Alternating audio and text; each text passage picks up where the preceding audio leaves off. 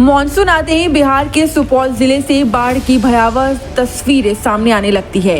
अब इसी कड़ी में जल संसाधन विभाग के वीरपुर स्थित कौशिकी भवन में चीफ इंजीनियर मनोज रमन ने प्रेस वार्ता की और बाढ़ अवधि के दौरान तैयारी की पूरी जानकारी दी।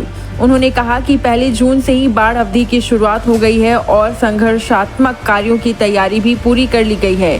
बाढ़ अवधि के लिए सभी कर्मियों और अभियंताओं की छुट्टी रद्द कर दी गई है। सामग्री का भंडारण सहित तमाम तैयारियां पूरी की जा चुकी है और साथ ही साथ संवेदनशील और अति संवेदनशील स्थलों पर भी विशेष निगरानी रखी जा रही है।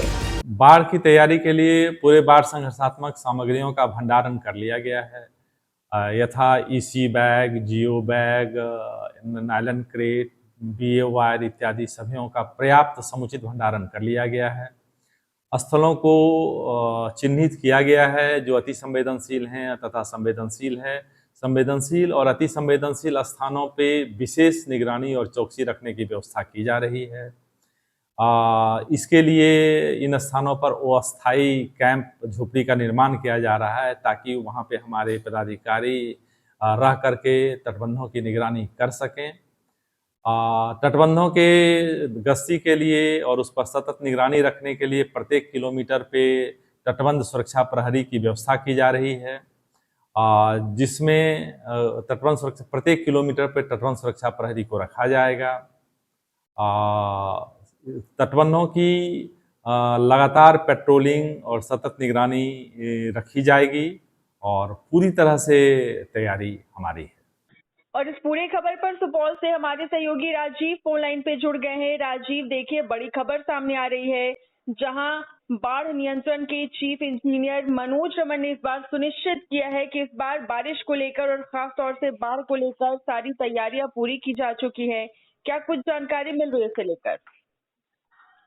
जी, मैं बताना चाहूँगा, ये वही सुपौल जिले से सटा हुआ कोसी नदी है जिसने 2008 में कुशा त्रासदी लाया था और बिहार के 5 जिलों को पूरी तरह से प्रभावित किया था, जिसमें 9.5 लाख की आबादी पूरी तरह से प्रभावित हुआ था, जान माल की क्षति हुई थी।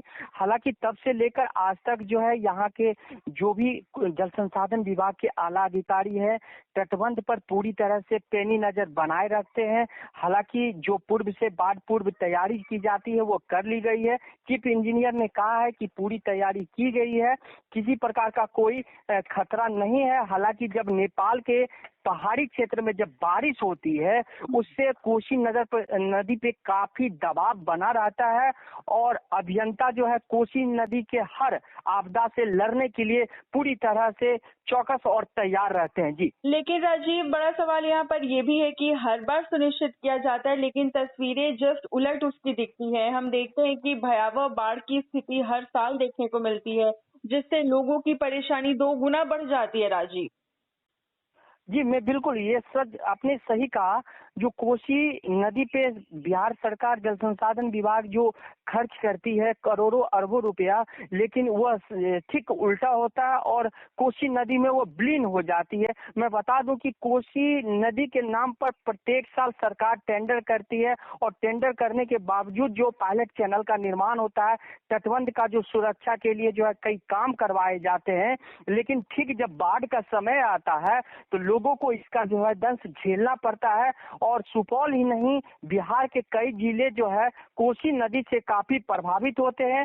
एक तरफ जो है कोसी के अधिकारी जो है दावा करते हैं कि हम अपने ओर से पूरी तरह से चौकस कर रखे हैं, सुरक्षित कर रहे हैं, लेकिन कोसी मैया की अगर बात कर ले तो सबसे ज्यादा अगर गुस्सा वाली नदी होती है तो वो कोसी नदी ही होती है, जो प्रत्येक साल कहीं न कहीं बिहार के किसी जिले को जो है तबाही के मंजर पर ला करके लोगों को खड़ा कर देती है। जी जी बिल्कुल, बहुत बहुत शुक्रिया राजीव तमाम जानकारी साझा करने के लिए।